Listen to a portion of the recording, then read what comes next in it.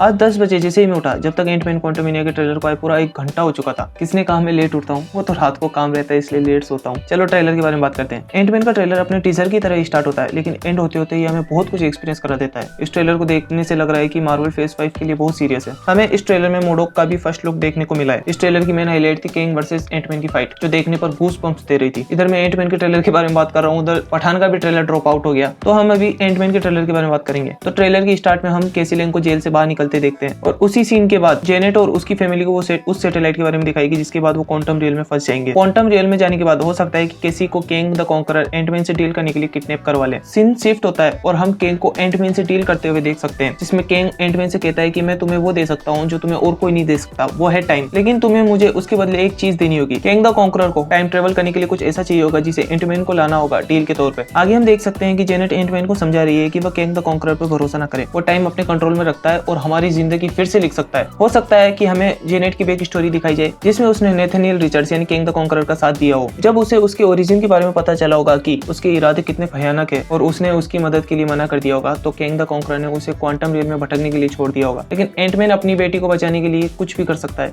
इस ट्रेलर में हमें मोडोक का भी फर्स्ट लुक दिखाया गया है। मोडोक इस मूवी में कोई और नहीं बल्कि एंटमैन फर्स्ट मूवी का मेन विलन येलो जैकेट ही होगा, जो मूवी के एंड में श्रिंक होकर क्वांटम रियल में फंस गया था। उसका शरीर भी उस दौरान खराब हो चुका था और उसके लिए एक नया सूट बनाकर किंग ने उसे अपनी टीम में शामिल कर लिया। हो सकता है मूवी की स्टार्टिंग फेज में मोडोक पहले किंग की तरफ से लड़े, लेकिन किंग के मंसूबों के बारे में जानकर वो एंटमैन फैमिली की साइड हो जाए और वो किंग के हाथों मारा जाए। चलो आगे हम ट्रेलर में वापस आते हैं। सीन शिफ्ट होता है एंटमैन की तरफ, जहाँ पर वो अपने आप को छोटा करके किंग के ओप के गोले को लेने के लिए जा रहा है, जहाँ पर उसके चारों तरफ कुछ क्रिएचर्स है। लेकिन तभी हमें वहाँ पर एंटमैन का एक पूरा झुंड दिखाई देता है, जिसे देखने पर लगता है कि यहाँ पर एंटमैन के कई सारी वेरिएंट्स है जिन्होंने किंग से डील की हुई है। फिर हमें ट्रेलर के एंड में किंग वर्सेस एंटमैन की फाइट दिखाई जाती है, जो देखने में ऑसम थी। इस फाइट को देखने से डर लग रहा है कि कहीं हमारा एंटमैन मारा ना जाए। ट्रेलर के एंड में हम देख सकते हैं कि किंग भड़का हुआ है क्योंकि उसे ओप का गोला नहीं मिला। वह अपनी पूरी आर्मी को अटैक करने के लिए तैयार करता है। किंग का यह वेरिएंट किंग का एक वॉरियर वर्जन है। अगर मैं बात करूं मूवी की स्टोरी के बारे में, तो मैं यहाँ सिर्फ प्रेडिक्शन कर रहा हूँ। हो सकता है मेरा प्रेडिक्शन सही हो और हो सकता है यह गलत हो। तो अगर आपको जरा सा भी मूवी के बारे में स्पॉइल नहीं होना है तो आप डायरेक्ट अगले चैप्टर पर मूव कर सकते हो। तो मूवी की स्टार्टिंग में हम देखेंगे कि एंटमैन एक पॉपुलर ह्यूमन बन चुका है, उसकी भी अब अपनी फैन फॉलोइंग है, वो अब रेड कारपेट अटेंड कर रहा है। फिर मूवी आगे केसी लेंग यानी एंटमैन की बेटी पर फोकस करेगी,